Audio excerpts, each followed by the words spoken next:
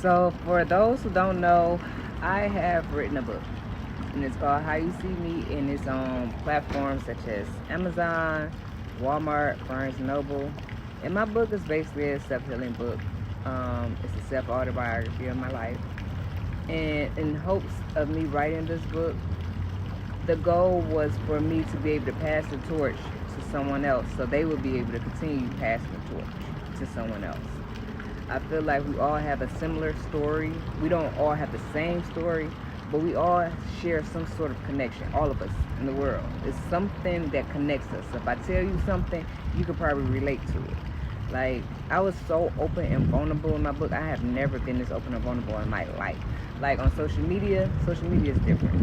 On social media, I paint this picture like I'm living this great life. I travel a lot. I do things that people have on their vision boards. Like, I show the good side, but I never show the bad side, and I never show the bad days. And I have bad days, and I make very bad, terrible decisions all the time. I'm learning. It's a learning process. I'm healing. I'm not healed. And the purpose of me writing this book is to show y'all the inside of how I got to the places that I got to, and how I'm going to the places that I'm going. And in hopes, if I share my story, you'll be able to share your story and give your testimony to be able to help somebody else.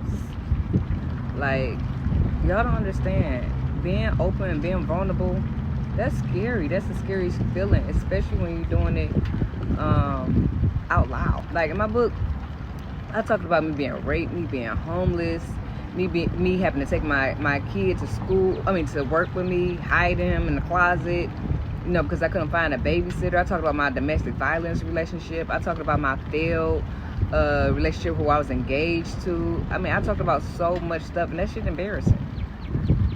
Like, I talked about being involved in a home invasion and losing my loved ones, like my mom, my dad, my sister, my, grandparents. Like, I talked about everything. I was just like an open book. I really want to be able to share my testimony, to show people, like, we all go through stuff. You know what I mean? But if we keep what we went through on our plate, that's all we're going to be eating for the rest of our lives. Like, at some point, we have to, like, eat that plate up, eat whatever's on that plate, and take that plate to the dishwasher and go grab something new at some point. Like, we have to move on. We have to be able to stop being scared. Like, I even talked about when I moved to Houston. Like, I didn't even have an address. I literally, like, hopped in my vehicle, drove here without a address. Not even a family member here. I don't even have family here. And guess what? I am at the happiest point of my life. I would never ever change that. If I had to do it again, I'd do it twice. And I probably would do it before I did it. You ever heard of, if you want to open up new doors, you can't open up new doors with old keys? That's just not like a saying. You really have, like, I'm trying to be somebody I have never been before. I'm trying to open doors that I have never opened before. I'm trying to be in rooms that I have never even dreamed about. I'm trying to be a person that I prayed for. Like, and the only way I'm going to be able to do that is if I do what I'm called to do. It's like, you can't hold on to certain information. You can't say, you're doing the Lord's work without doing the Lord's work. And I feel like my purpose is to be able to help someone, even with my words of encouragement. Like, everybody say I have good energy. They say I give off, like I'm just this great, fantastic person. And I'm not going to say I'm this great, fantastic person. I just feel like that I try to make good decisions, and I'm all for helping people no matter what the cost is. If I got it and I have the information, I don't mind sharing it. And I just try to do people good, because I know the more good that I do to people, the more good is going to return to me. So it's not like I could sleep good at night knowing that I'm not out here doing people bold. I'm not out here treating people bold. I'm not out here, mistreating people, misleading people. I'm not being mean. I'm not doing none of that, because that should come back to me.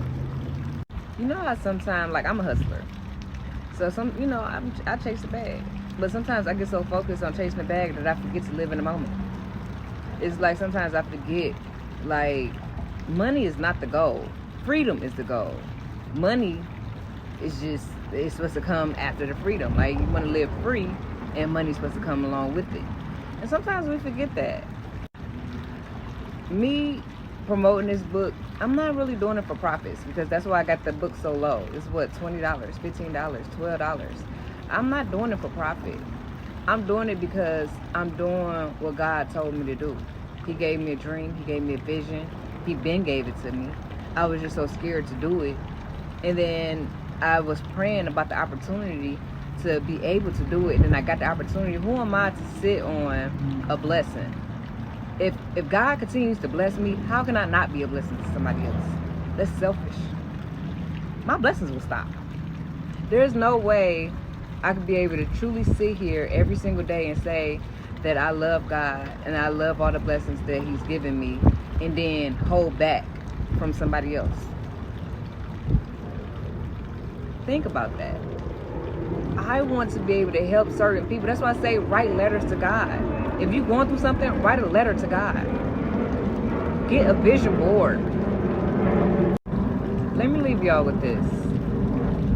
If you're uncomfortable and you don't know why, your life is just uncomfortable, it's because God is trying to tell you something. He gave you a vision. He told you what He needed you to do, and you're sitting on it. You prayed for something and you're wondering why it didn't come yet, but you're so uncomfortable and you're waiting and you're waiting and you're waiting.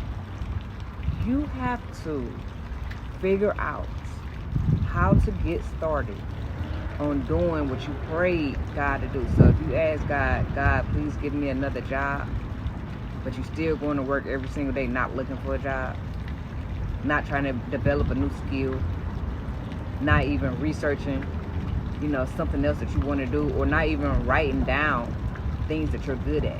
You're just still going to work and just praying, God, please give me another job. If you're not doing your part, how can God do His? Think about that. I asked God